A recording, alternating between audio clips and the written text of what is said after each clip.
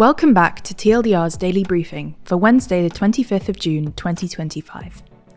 In today's episode, we cover the second day of NATO's annual summit, the widespread backlash British Prime Minister Keir Starmer is facing over his welfare reform bill, and why the EU Parliament may be about to sue the Commission over its €150 billion defence loan programme. But first, a major political upset in New York City's mayoral primary. In a major political upset, Democratic Socialist Zohran Mamdani is set to become the Democratic Party's nominee for Mayor of New York after defeating former Governor Andrew Cuomo. With 93% of the vote counted, Mamdani led with 43.5%, while Cuomo was with 36.4%. New York City uses ranked choice voting, so ballots will continue to be counted and tabulated over the coming weeks, but Mamdani's convincing lead prompted Cuomo to concede defeat overnight. Mamdani is likely to pick up plenty of ranked choice votes from supporters of fellow progressive Brad Lander, who came third with more than 11%.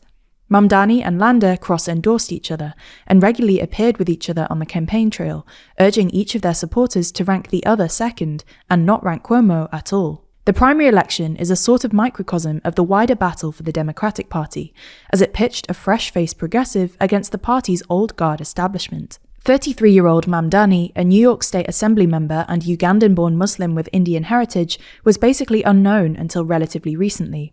He went from polling as low as 1% to securing the Democratic nomination with a campaign focused on lowering the cost of living for New Yorkers, with policies like free buses, rent freezes for stabilized apartments, universal childcare, and higher taxes on the wealthy. His most notable endorsements came from progressive lawmakers Bernie Sanders and Alexandria Ocasio-Cortez.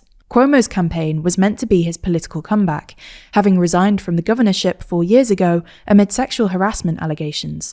He had massive financial backing, name recognition, and racked up big-name endorsements from Bill Clinton, Michael Bloomberg, and more. Analysts have pointed to Mamdani's authenticity, optimism, and creative campaign messaging, exemplified by his videos on social media, as helping him generate genuine excitement and an organic groundswell of support from a racially and economically diverse coalition that beat out Cuomo's political machine. As the presumptive Democratic nominee, Mamdani is the clear frontrunner to be the city's next mayor. However, the story is not yet over, as this year's New York City mayoral election, set for November the 4th, is a particularly messy one. Incumbent Democratic Mayor Eric Adams opted not to take part in the Democratic primary and is instead running as an independent, after being indicted on federal corruption charges last year, which have since been dropped by the Trump administration. Andrew Cuomo has also left the door open to running as an independent, saying in his concession speech that he will be giving some thought as to what comes next.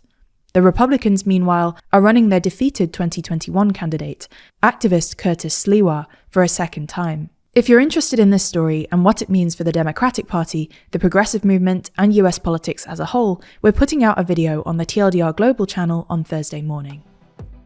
You're listening to TLDR's daily briefing. If you want more explainers on what's happening in the world, then you should check out TLDR's other channels. Today, we released a video on whether Thailand is heading for another military coup, as well as the latest episode of our World Leader Leaderboard podcast. You can find those videos linked in the description or show notes for this episode, or by searching for TLDR on YouTube or Nebula. Today, NATO leaders gathered in The Hague for the second day of their annual summit, where they officially committed to invest 5% of GDP annually on defence and security-related spending by 2035. A declaration was adopted which says that members will submit annual plans proving a credible incremental path to reach this goal, with a more comprehensive review of the progress to be made in 2029. The document included a line promising further support to Ukraine, but made no mention of directly condemning Russia. NATO Secretary-General, former Dutch Prime Minister Mark Rutte, also made headlines for his praise of Donald Trump regarding Trump's, quote, decisive action in Iran, and applauded Trump for pushing Europe to spend more on defence. Rutte was also questioned about why the new 5% target appears to apply to all member countries except the United States. He explained that the US is more or less at 5% already when it comes to defence infrastructure investment, and that the country compensates for any shortfall through its extensive cybersecurity capabilities.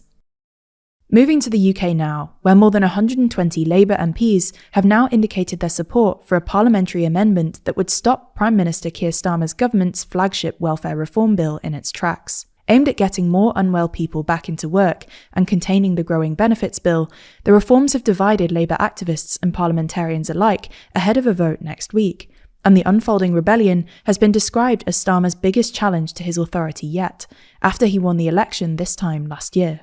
While supporters of the bill have estimated that the reforms would save around £5 billion a year by 2030, those against the bill have argued that the bill would push an additional 250,000 people into poverty, including 50,000 children. Despite the backlash, the vote is still expected to go ahead next week, and Starmer may have to rely on opposition votes to pass the bill. Finally, the European Parliament is moving ahead with its threat to sue Ursula von der Leyen's Commission for bypassing MEPs to set up a €150 billion loan programme to boost defence spending across the bloc. The motion to take the Commission to court was approved in a secret vote, with 19 out of 23 votes in favour, a member of the committee confirmed to Euronews. Roberta Metsola, the president of the European Parliament, who in early May warned von der Leyen that a lawsuit could be pending, now has to decide whether to follow through with the lawsuit. That's all for today. We'll be back with you tomorrow, so make sure you're subscribed wherever you listen. In the meantime, you can check out the latest episode of our podcast, The World Leader Leaderboard, where we discuss which heads of government are doing well and who's doing badly every week. You can find the link in the podcast description. This was a TLDR news production hosted by Georgina Finley, written by Rory Taylor and Nadja Lovadinov, and produced by Scarlett Watchorn. Thanks for listening, and we'll be back again tomorrow.